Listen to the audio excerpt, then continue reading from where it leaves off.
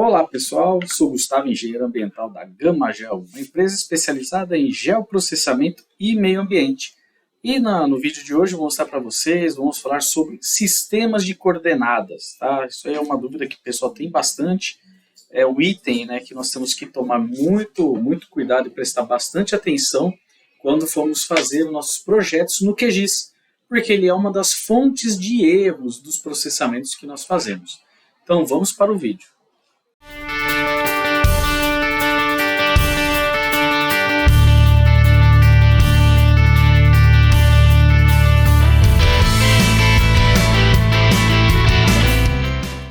Basicamente, os sistemas de coordenadas são formas de expressar uma coordenada, né, uma localização georreferenciada na superfície terrestre. Então, ela é formada por uma distância horizontal, uma latitude, e uma vertical, a longitude. E isso tudo sempre é amarrado a um ponto de referência. Tá? Então, como a gente disse, né, é uma georreferenciado, ele tem uma referência, e a partir dessa referência aí, nós geramos coordenadas tanto da distância horizontal quanto a vertical dessa referência. Tá? Então não temos uma referência padrão, né? Depende muito do sistema que você vai estar utilizando, inclusive até o datum, que eu vou fazer um vídeo mais para frente. Então ela pode ser descrita por meio de ângulos, né? Como a Terra ela é redonda, né? Ela é não digo uma esfera, mas ela é uma elipse, né? Ela pode ser descrita como ângulo, né, como sistema de coordenadas geográficas com latitude e longitude, em graus decimais, né, então você tem os graus em ângulos e podemos transformá-los em graus decimais, que é utilizado pelo QGIS, quando você está utilizando sistemas de coordenadas geográficas, ou coordenadas projetadas, né, que são descritas em metros, como no sistema UTM. Tá? E eu vou falar mais para vocês sobre esses tipos de sistemas de coordenadas. Tá? Então, o globo terrestre ele é dividido em duas linhas de referência. Então, a gente tem uma, que é a linha do Equador, que ela é paralela aos polos e divide o planeta em hemisfério sul e norte. Então, aqui no Brasil, a gente tem a grande parte do território nacional, ela está no hemisfério sul, porém, a gente tem ali, mais para o norte do Brasil, uma parcela que está no hemisfério norte. Tá certo? Essa daí é uma das linhas de referência que a gente utiliza nos sistemas de coordenadas. O meridiano de Greenwich, que fica localizado no Observatório de Greenwich, na Inglaterra, ele é a referência que está perpendicular aos polos. Né? Então, ele é uma linha perpendicular ao Equador. Ela faz 90 graus com o Equador.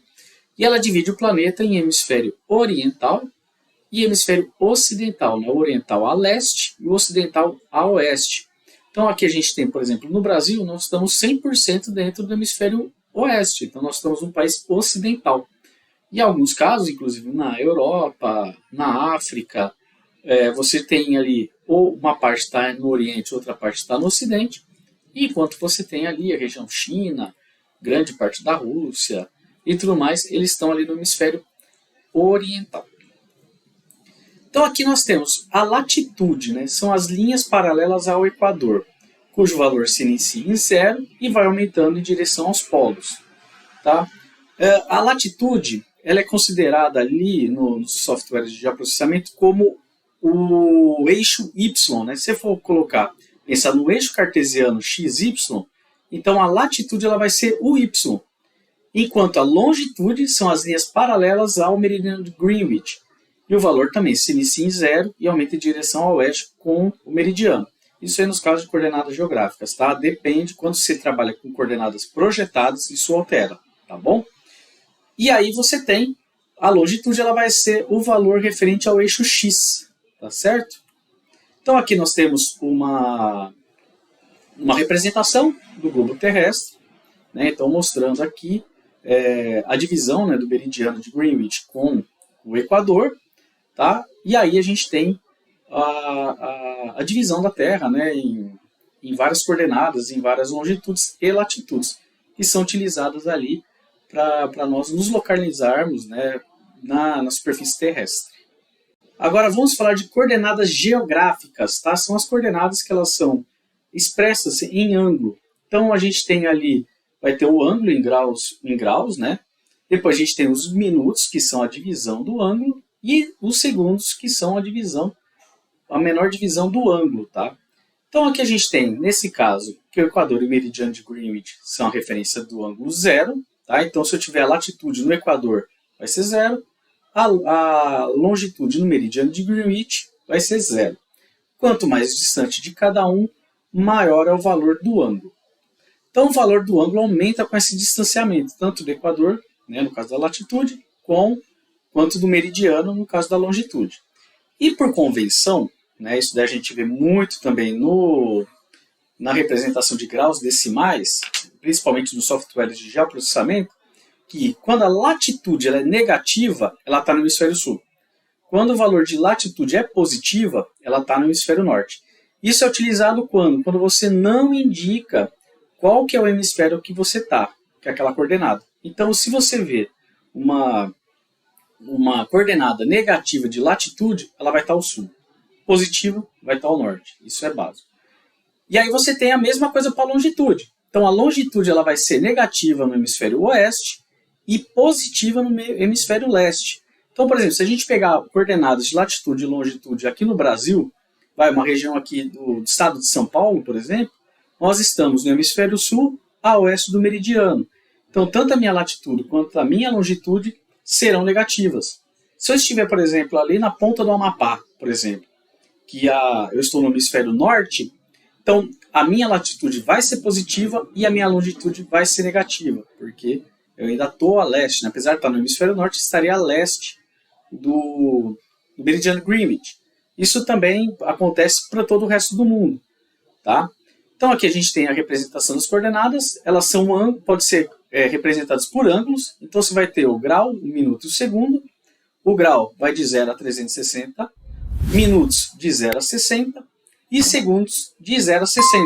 Então você não tem nada com 100 segundos ou 100 minutos, tá? Eles vão estar sempre até 60 e o grau até 360, tá certo? E você tem aquela divisão, né? O grau, o minuto, o grau com o zero em cima, o minuto com uma apóstrofo, né? E os segundos com as aspas.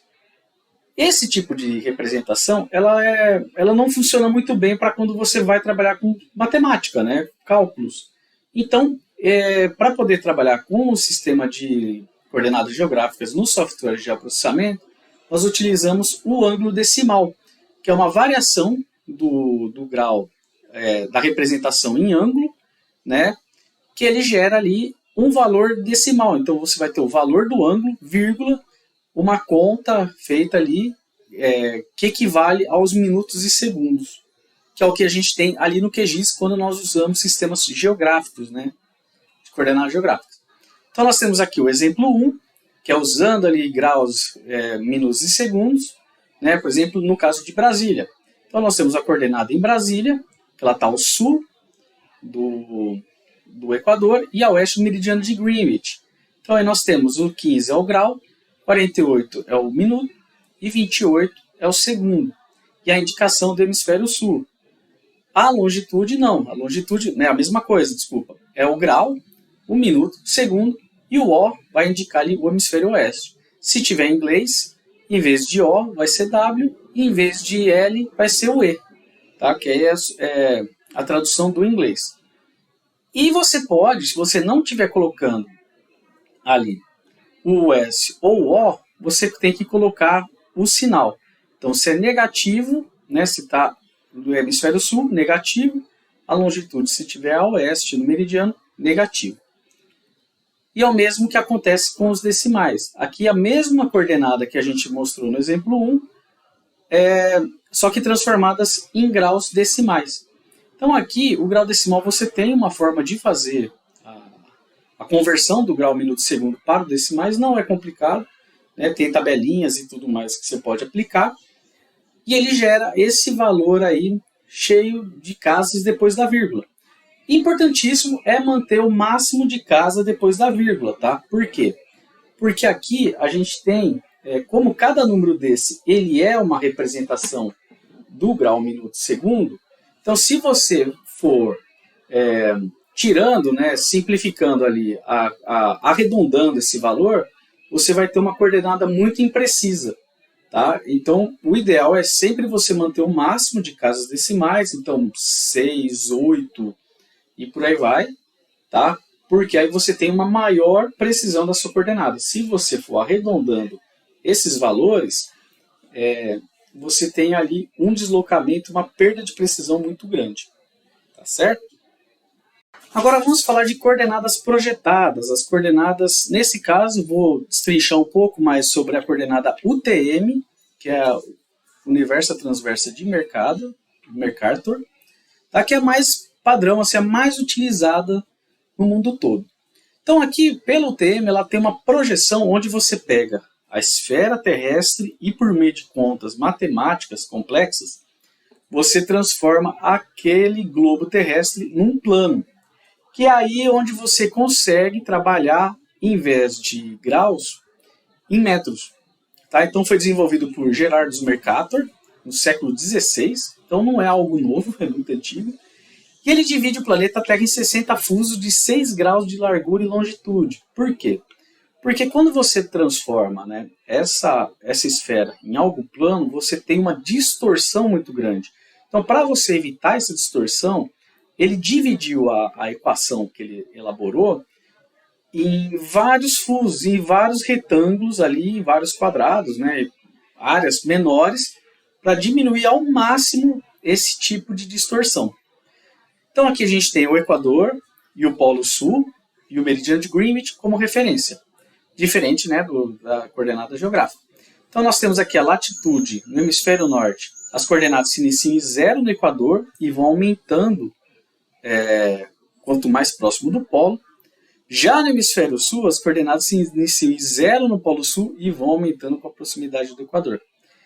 E a longitude, né, as coordenadas se iniciam em 500 mil metros e aumentam em direção a leste e diminuem a oeste. Então, assim, isso a leste e oeste do meridiano central, tá? E não do meridiano de Greenwich, nesse caso. Então, ela foi utilizada para planificar o globo terrestre e ela é feita nessa divisão de fusos com distância de 6 graus e um meridiano central. Então, no meio desses 6 graus, com 3 graus para cada lado, você tem um meridiano onde você faz esse zerar, né? Esse padrão aí para fazer a elaboração da coordenada. Fiquem tranquilos, tá? Que vocês não vão ter que calcular isso aí, é uma coordenada muito complexa e ela já vem calculada direto pelo próprio QGIS, tá certo? Ou software de geoprocessamento que você esteja usando. E a representação da coordenada tem que sempre informar o fuso onde ela está localizada, que é essas divisões. Então, para cada divisão, cada região do Brasil, do mundo, você tem um fuso ali onde você tem que usar esse fuso correto. Senão, você tem... para cada fuso você usa os mesmos valores de coordenadas. Então, se você deixar sem o fuso, aquela tua coordenada pode estar em qualquer lugar do mundo. Então aqui a gente tem mapa-mundi dos fusos, né, do sistema UTM. Um exemplo aqui para o estado de São Paulo, a gente tem 2 fusos principais, que é o 22, que está mais a oeste, 23 mais a leste, e temos um pedaço aqui no litoral norte paulista que chega no fuso 24. Isso daí, né, claro, você tem que pesquisar, tem que olhar ali os fusos referentes à sua área de atuação, ao seu trabalho, tá certo? Uma ferramenta muito boa para você identificar qual que é o fuso é o Google Earth. Qual que foi a vantagem do TM, né? Ela permitiu a planificação do globo terrestre, facilitando o cálculo com distâncias no sistema métrico. Então, assim, quando você trabalha com ângulo, você mede distâncias em distâncias angulares, que é muito difícil para quem não trabalha com isso mesmo entender essa distância. E a gente usa muito o sistema métrico, até mesmo o sistema imperial, né, no caso ali, se estiver na Inglaterra, nos Estados Unidos. Então, esse daí foi um avanço muito bom ali do sistema UTM, que permitiu você calcular áreas, tá, usando, né, o sistema métrico.